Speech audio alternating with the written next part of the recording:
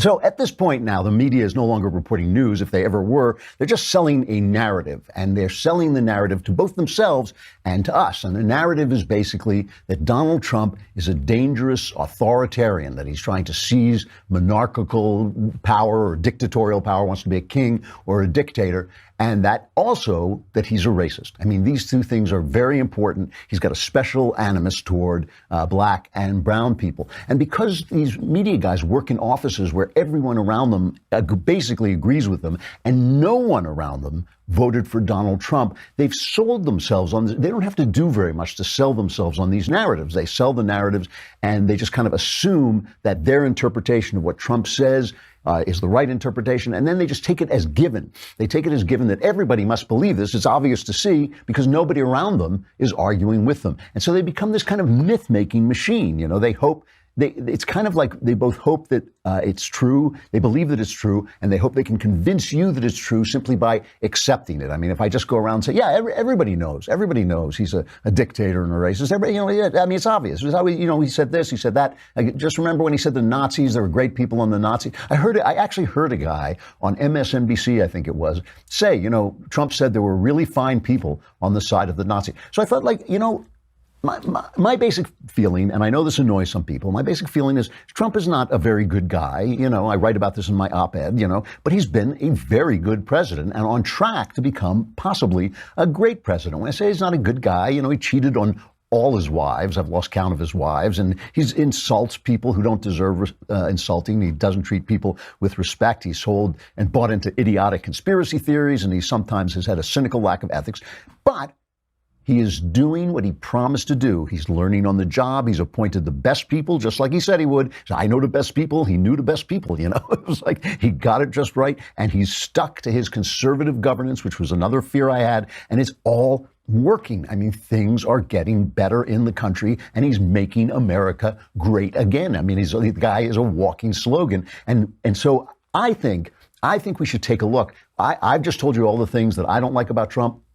Some of his behaviors as a human being, we all pass judgments like this on each other. But and as far as what he does for me, for the pay that I give him through my tax dollars, I think he's doing a terrific job, right? So I think we should take a look at this media narrative that is being sold, that there's something really dangerous and authoritarian about him. Yesterday, it's really come over the weekend. There's been this flap about whether Trump can pardon himself if he ever gets charged with anything. There's a big question of whether Trump can be indicted. Usually they say that the remedy of bad behavior of the president is impeachment, not indictment. But Rudy Giuliani is on George Sakalopoulos, right? And Sakalopoulos asks him this question because they set these questions up. They set these questions up so we can all be shocked. And he asked Giuliani, what about this pardon? In the Constitution, the president has very broad pardoning power. Could he pardon himself? And here's what Giuliani said. Do you and the president's attorneys believe the president has the power to pardon himself? He's not, but he probably does. I mean, he has no intention of pardoning himself, but he probably does. It doesn't say he can't. I mean, that's another really interesting constitutional argument. Can the president pardon himself? You think it's an open question? I used to run the pardon attorney. It would be an open question. I think it would probably get answered by, gosh, that's what the Constitution says, and if you want to change it. But, yeah. A lot of focus on the president. I think the political ramifications of that would be tough. Pardoning other people is one thing. Pardoning yourself is another. Other presidents have pardoned people in circumstances like this, both in their administration and sometimes the next president, even of a different party, will come along and pardon. So that's Rudy obviously talking off the top of his head as a lawyer about what it says in the Constitution. And then Trump, once, of course, the left starts going crazy, Trump has to stir the pot. He loves to get their goat, and he sends out a tweet, as has been stated by numerous legal scholars, I have the absolute right to pardon myself, but why would I do that when I've done nothing wrong? In the meantime, the never-ending witch hunt led by 13 very angry and conflicted Democrats and others continues into the midterms. That's the president's tweet. So this is the myth-making machinery at work. I just want to show you how this works, right? So that's what he said. That's the question. Trump echoes the question because he loves to start trouble. The New York Times, a former newspaper, runs the headline, Trump and his lawyers embrace a vision of vast executive power. While no president has ever purported to pardon himself, and it is not clear whether Mr. Trump could legitimately take such a step. The president's claim was the latest in an aggressive series of moves to assert his control over federal law enforcement. Last month, Mr. Trump crossed a traditional line. He's always crossing the line. They're always saying this. I don't know who draws these lines. I think it's like a little old lady at the New York Times. I just drew a, I think he crossed this line. I drew that line, and then he crossed it. It's like, it just wasn't there before. Last month, Mr. Trump crossed a traditional line by ordering an investigation into the Russia investigators. And late last year, he boasted he has an absolute right to do what I want with the Justice Department. So this is the way they do this, right? Now, the Constitution, Giuliani is just reading the Constitution. The Constitution says the president shall have power to grant reprieves and pardons for offenses against the United States, except in the case of impeachment. So if they're impeaching him, he can't get out of it.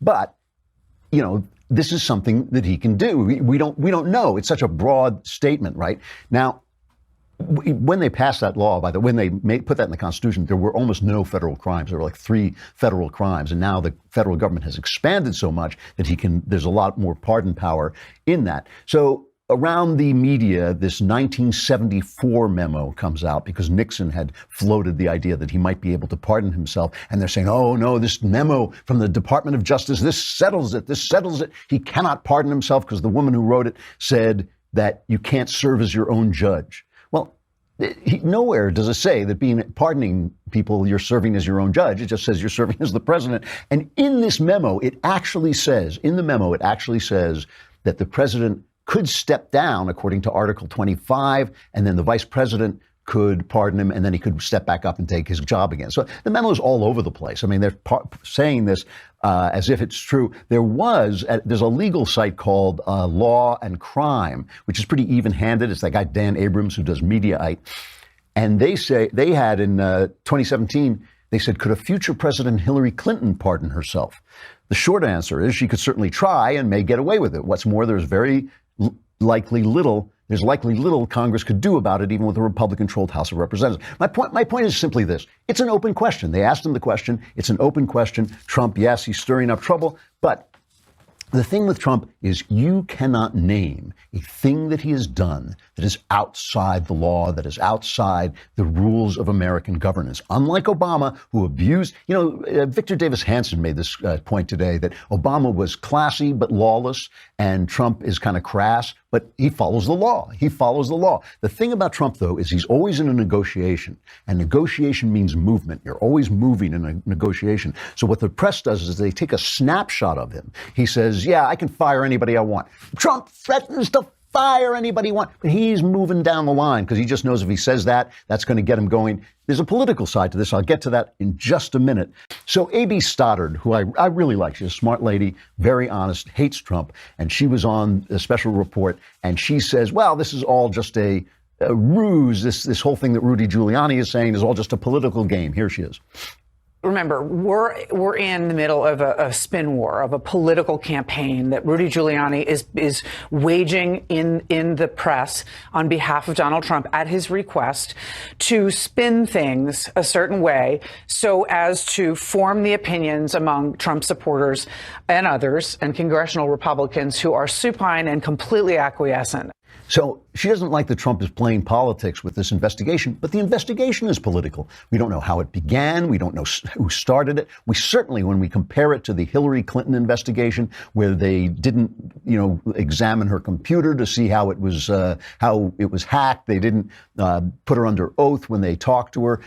When you compare that to the way they treated Donald Trump, it's obviously a political hit, in some sense, a political hit. They treat him very differently. They've appointed the special counsel without any proof that there's a crime. So they say, well, it's a counterintelligence operation. Yeah, that's it, counterintelligence, where they get to look for the crime. It's obviously a political hit. So Trump's fighting back. He's fighting back, but he has never done anything, not one thing. I dare any of these clowns to name one thing he's done that crosses the line into authoritarianism. So he sounds coarse, he sounds rough and tumble, but he hasn't done anything that's really authoritarian. So now I want to look at the racist thing. Don Lemon, I hate to mention him twice in 2 days because the guy, I'm sure I'm the only person who ever watches him. The guy just hates Trump and thinks he's very daring by calling him racist. So he put out a montage of things that Trump has said and declared them all racist. So let's listen to the full montage. The president seems to think he's the victim here. He thinks he deserves an apology, even though he's never apologized for one word of this. They're bringing drugs. They're bringing crime. They're rapists. Donald J. Trump is calling for a total and complete shutdown of Muslims entering the United States. But you also had people that were very fine people on both sides. You had people in that group, excuse me, I saw the same pictures as you did. Wouldn't you love to see one of these NFL owners, when somebody disrespects our flag, to say, get that son of a off the field right now, out, he's fired. He's fired! That is pure racism. And the president is cynically using that racism to appeal to his base. We're learning tonight that in a phone call last fall with Dallas Cowboys owner Jerry Jones, the president said, quote, "This is a very winning, strong issue for me."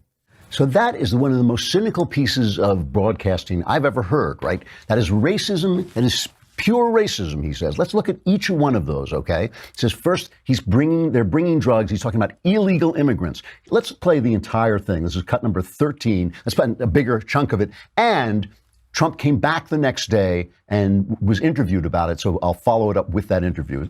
When Mexico sends its people, they're not sending their best. They're not sending you. They're not sending you. They're sending people that have lots of problems, and they're bringing those problems with us. They're bringing drugs. They're bringing crime. They're rapists. And some, I assume, are good people. Now, you've tried to clarify this statement in recent days, Donald, but I guess the question comes down to this. Do you regret saying that specifically about rapists, or do you stand by it? No, not at all. Of course, it's not only Mexico. If you let that run a little bit longer, it talks about people coming from all over. They're coming from all over. They'll soon be coming, and probably already have be coming from all over the world. You're probably going to have people, you're probably going to have terrorists coming from the Middle East. Somebody said, oh, we don't have terrorists. They don't even know, because they don't know who's coming. So it's not about Mexicans. It's about everybody. It's about the fact that when you leave the borders open, anybody can come in and we don't know who they are. It's also about the fact that if the people who break the law are people who break the law. And this is absolutely justified. It has nothing to do with, it didn't have any, and he also said, he said two things that show that it's not racist, right? He said they're not sending their best, right? So he's distinguishing between some people who are good people and some people who are bad people. If they're breaking the law, they're breaking the law. And he said, and some of them, I assume, are very good people. So that's the entire quote. It's taken out of context. It obviously, does anybody really think that Donald Trump sits around and goes, those lousy Mexicans, I hate, that's not what he's saying. He's saying it's insane that we are not enforcing our laws at the border. All right, let's look at the next one, the Muslim ban. Obviously, Islam is not a race. I thought the Muslim ban was a stupid idea. He said it off the top of his head. It never was actually put out. It hurt him when he was trying to put out a very sensible ban that actually was something that Obama had proposed earlier. So Muslim ban is a stupid idea, but the idea that Islam may be a problem in the West is a philosophical point. It has nothing to do with race.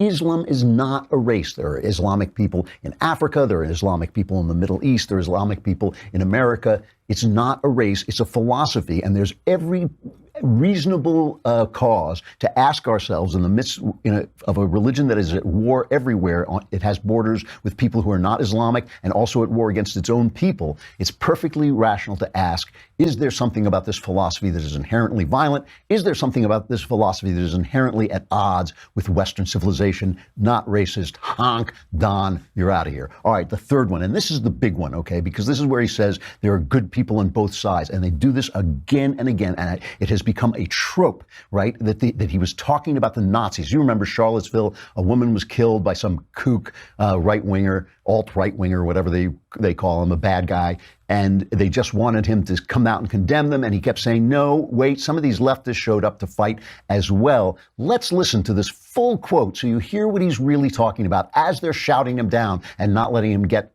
a word in edgewise. You had some very bad people in that group, but you also had people that were very fine people on both sides. You had people in that group, excuse me, I saw the same pictures as you did. You had people in that group that were there to protest the taking down of, to them, a very, very important statue and the renaming of a park from Robert E. Lee to another name. He is clearly, when he says this, it really bugs me because this is the one they seized on. I admit it was a little tone deaf when somebody's just been murdered. You want to address that first and foremost. But they seized on this. He's obviously talking about the people who were protesting the taking down of statues. When he says there are fine people on both sides, what he means is on the side of the in the argument of whether you take these statues down of Robert E. Lee because he was defending the Confederacy, or you keep it up because he's a historical person who acted in his time. He didn't see things from our point of view. It's ridiculous to go back and judge him from our point of view. He's saying on those arguments and protests and marches, there are fine people on both sides, which no doubt is exactly literally true. It is taken out of context. It is absolutely unfair. By the way, I'm only dealing with things that he has said while he's president, because again, that's when he works for me. If Lemon had actually wanted to go after him for something that was morally wrong, he should have gone after him in that campaign when they asked him to disavow the Ku Klux Klan, and it took him a day to do it. That was morally wrong, but not racist. He wasn't adopting the philosophy of the Ku Klux Klan. It was just cynical politics. He didn't want to lose those voters. He knew there were some voters who were sympathetic with that, and he didn't want to alienate them. That's a moment when you have to speak up, and he didn't do it. That was a moral error, but the moral error was political cynicism, not racism. And finally, this thing with the NFL, he's talking about people disrespecting the flag. And when he says, just the way Lemons did that, he said, it's pure racism. He says, this is a winning issue for me. This is a big winning, as if he meant attacking black people or being racist. He's talking about people not saluting the flag. And he was right. It is a winning issue for him because we want people, especially people who have done so well in our country, to pay attention and, be just a little bit grateful. That's all we ask. If they're going to ask us for our money and our adulation and for fame, just a little bit gracious about the country that has given them so much. It's mythology, and they sell it, and then they just assume it has been proven and sold, and it truly is not fair. As I started out by saying this, I have plenty of problems with Trump, but racism and authoritarianism are not the problems I have. I've been watching him. I was worried about authoritarianism when he took office, but he has in no way violated any of the norms of American governance. It really is just a narrative they're peddling. It has nothing to do with the news. They ought to get down to that.